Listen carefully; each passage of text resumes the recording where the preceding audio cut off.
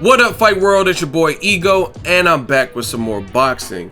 New media. Now, one of the greatest things about what I do in this whole new media movement is I give you my opinions. I also give you guys facts, but there's a paper trail. You could actually see, because the videos with the new technology, YouTube and all these streamings, there's ways to save and document what you do. So again, you have that paper trail. You can go back to my old videos. If you think I'm full of shit, or if I didn't call something, you can go back and hear what I said months ago, years ago, right? Now, I made this video, as you guys can see on the screen, 4 months ago.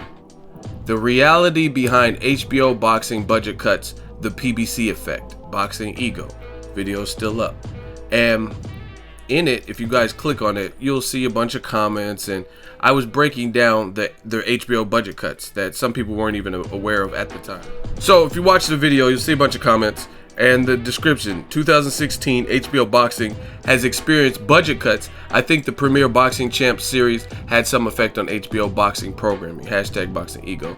275 comments. And if you look at it, you'll see a bunch of comments. Some people agree, love the channel, I agree with you. But then there was some resistance, as always, where people say, oh, you just hate this, you hate HBO, whatever the situation may be. So I want to explore and revisit just HBO versus Showtime and PBC and that kind of thing. And I'm a boxing fan first and foremost, so if it's a good fight, it's a good fight. Crawford Postal, I spent my own money and I flew down there, went to Vegas, covered that fight, right? That's just the nature of how it goes. If it's something like Canelo versus Smith, I have people that live in Texas, so I could visit them also, but I'm not going out for that particular fight because to me, I mean, it's not a fight that I really want to, all the travel experiences. Like if someone gave me a plane ticket or whatever, I'll go and cover it, but I'm not spending what it takes because these trips, they add up, you know what I mean? Especially when you're like a one-man army for the most part, but you have to go hotel stays and eating out all the time and like flight and airfare, it adds up. So that's just what it is. But when Showtime released their spring and summer calendar, I was like, okay, this is good, because I know as a competitor myself, I'm very competitive by nature, and I've even worked regular jobs. I told you guys before on my channel that I used to work at Lowe's. I was a salary manager at Lowe's. I didn't start off there, but I worked my way up, and I was basically an assistant store manager and things like that. And I just know the structure of like corporations, and I know how competition works, right?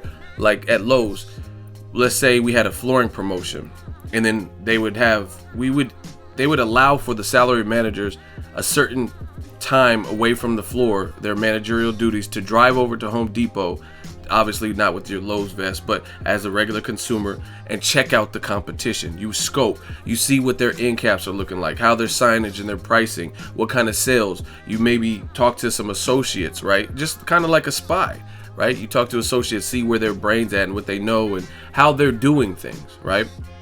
And the reason they allowed for this, the company, they allowed for us to leave, is because they wanted us to be ahead of the competition. They wanted us competitive. So oftentimes there'd be ideas. I'm just telling you little trade secrets. Oftentimes, and I know it worked the same way, vice versa with Home Depot, but I didn't work there. But oftentimes what would happen is, let's say they have, we call it a bulk stack, like let's say a pallet of tile, they put it in front of the store, right in front of the Home Depot sign. They have a bunch of tractors lined up, like lawn and garden tractors and stuff. And let's say they had a flooring promotion, they would bring a stack of tile. So that's one of the first things before they even enter the building. One of the first things the customers would see is like that end cap, that bulk stack pallet of tile that was on this great promotion, right?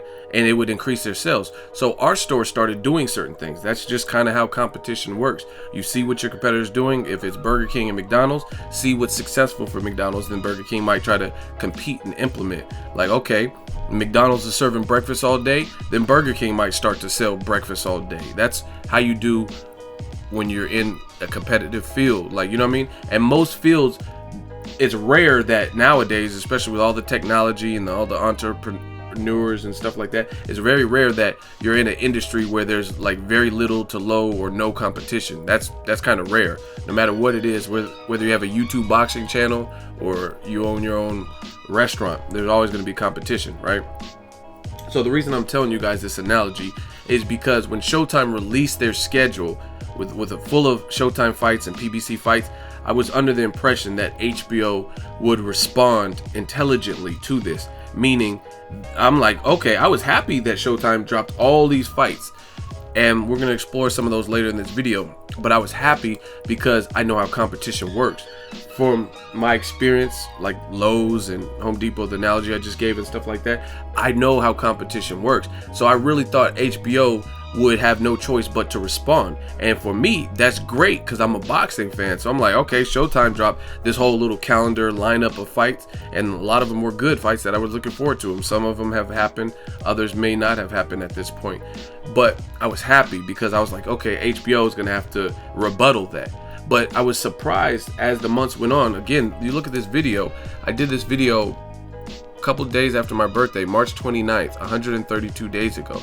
And to my surprise, HBO hasn't really responded to what Showtime is doing, and PBC, because the reason why I'm using not just Showtime is because with Al Heyman, he has his fights on Showtime and also PBC, and Showtime's affiliate network is CBS, which got the most viewed fight of the year, which is Porter versus Thurman, right? So I'm looking at it as HBO versus its other main competitors, just like when it was Top Rank and Golden Boy were the major two promoters. Most people weren't talking about main events. Rock Nation hadn't come about. So you look at the two competitors, and I don't consider Showtime competing with PBC because they're not. They have PBC. Al Heyman is distributing his fights and his fighters to Showtime, but as well as PBC network. So it's kind of like HBO versus them. You don't routinely see Heyman fighters, yeah, with the exception of like Canelo Khan, Dominic Wade, Triple G, something like that. You don't really see many high profile, the Danny Garcias, the Adrian Broners, Floyd Mayweathers on HBO as of late, right? So that's why I'm doing it like this, in case anyone was wondering. But I was surprised, and to my dismay, HBO really has not responded. And I have a subscription to both. I'm a boxing fan, but it's getting to the point where it's almost an HBO subscription is not really needed. HBO has great original programming. I used to watch True Blood, suck it, and they have Boardwalk Empire, The Sopranos, The Wire, a lot of great original programming, but most of those can be found on Netflix, or you can stream them, or you can own the actual Blu-ray of them. And they don't really have anything that I'm currently watching other than boxing. And as far as boxing, what they're doing, they're going to this whole pay-per-view, let's tax the consumer structure as of lately. And that's what they're doing. Fine. I'm not saying I agree with it, but it doesn't really mean I need an HBO subscription, right? Because even when Floyd was on HBO, his fights were never on regular HBO as he became Money Mayweather, right? So whether you had an HBO subscription or not, you weren't getting to see Floyd Mayweather versus De La Hoya on regular HBO. And if you did, it wasn't in real time. It might have been a replay a week later or something like that, right? So I'm just surprised with HBO that they're going to this budget cut. I understand how budget cuts work. I understand business and numbers, but I'm surprised they haven't really responded. So I want to kind of look at it because Al Heyman, PBC, Showtime, for a while, they were getting trashed in terms of what people said about them. And this is just before I get into this, man, I want to show you guys how real I am. And I don't really have to do this, but I will. So I did a video 1 year ago, as you can see on screen, 400 or 4,000 views. HBO boxing killing Showtime, Q1, Q2, 2015. So I made this video. The video's still up. You can click on that video and watch it. This video was made 405 days ago, over a year, June 30th, right? And the reason I'm showing you this is there's not a lot of people that are covering boxing that do it like me, you know what I'm saying? That will be objective. They just pick a side and stay with that side no matter what. If you're a Golovkin fan, no matter what he does, you're okay with his decision. Me, I'm a boxing fan. So if HBO is dealing the good fights, as a boxing fan, I have no choice but to respect that, and I'll give HBO credit just like I did in 2015, June. Title's here. HBO boxing killing Showtime boxing. Because at that time, at that particular moment, that given time, Showtime didn't really have any fights that were really cracking, and I was considering canceling my Showtime subscription, right? Just to show you how real I am. So this is not, oh, I hate HBO. When HBO was leading the pack and killing, I made the video saying I'm about to cancel my Showtime subscription. Now, the tide has changed and Showtime is clearly ahead and PBC is clearly ahead, and that's what I'm telling you. You see how that works? Very easy. So the reason I feel this way currently, that the ebb and flow and the momentum has shifted to Showtime and PBC, is because look at what we're getting. This is HBO's website. So the past fights that they had, Andre Ward versus Alexander Brandt, I enjoyed myself. I was at that fight live 3 rows back, and you know, I mean, that's a local fighter in my backyard, so I enjoyed it. But people are saying that this was like raw bullshit and basuda and trash, and the consensus that I've heard is like a lot of people hated the fight. So you can't really consider that a fight of the year, even though I had no problem with the fight and I enjoyed it because I was there. But a lot of people didn't like it. Terrence Crawford versus Victor Postal. I don't even want to really mention this because that was an HBO pay-per-view.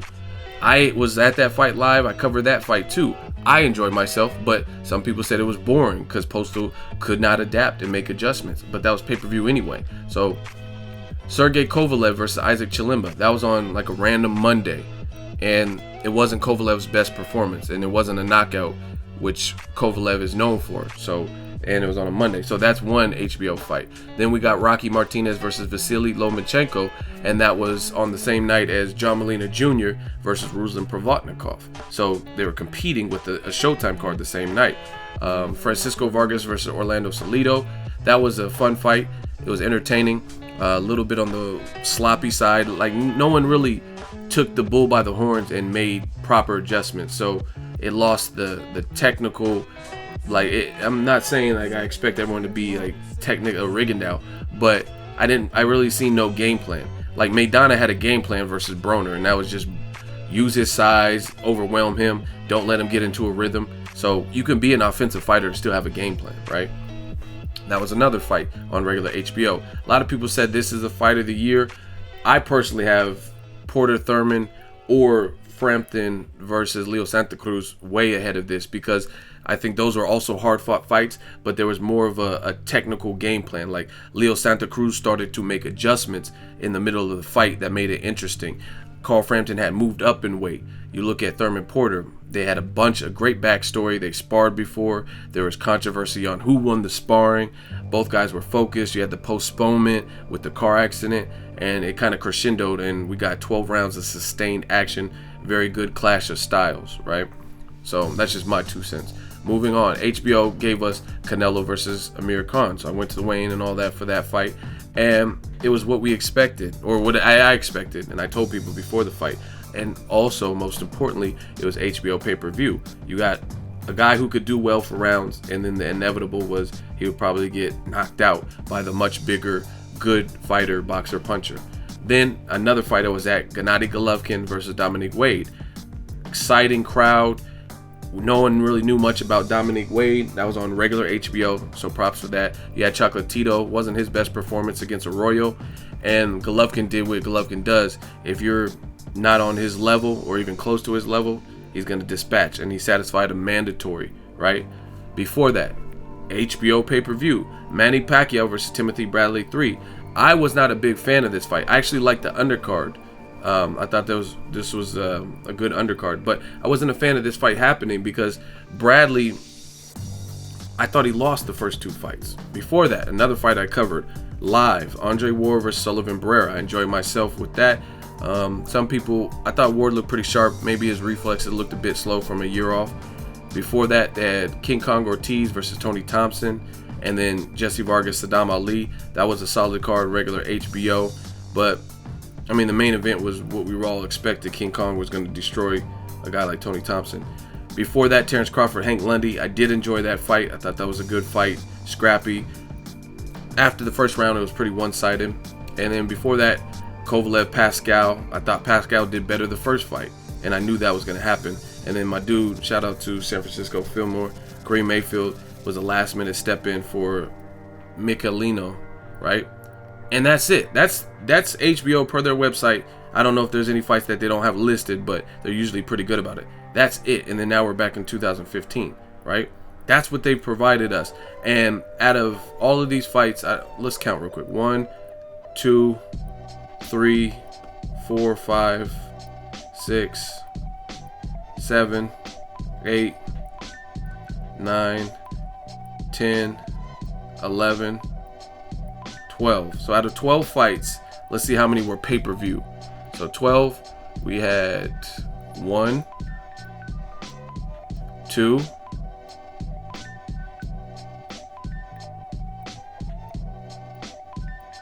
3. So 3 out of the 12 were pay-per-view, right? Moving on, you look at, let's say, Showtime. Some of their recent fights. Leo Santa Cruz versus Carl Frampton. Excellent fight, high energy. Surprisingly, Carl Frampton had more of the fanfare, and Leo Santa Cruz was getting booed, but his performance wasn't getting booed because he did good, like in the middle rounds, and he made it competitive, and he was trying. Thurman Porter, and these happened very close, July, and they happened about a month apart. Thurman Porter, another scintillating fight. I enjoyed the Joshua versus Brazil fight. It was pretty one-sided, but I was impressed more. Brazil's durability, I thought he would get probably stopped earlier based on him getting knocked down by Amir Mansour and stuff like that. I covered this fight live, Lada versus Mata Rosen. I enjoyed the whole card. It was like a triple header. They had both of the Charlo brothers, Lions only, and then the Austin Trout and John Jackson. So as a whole, the whole card was cool. And you got 3 fights out of that. You know what I mean? So even if you didn't like Lada versus Mata Rosen rematch, I thought the Trout Charlo was competitive and fun, and John Jackson versus the other Charlo was good.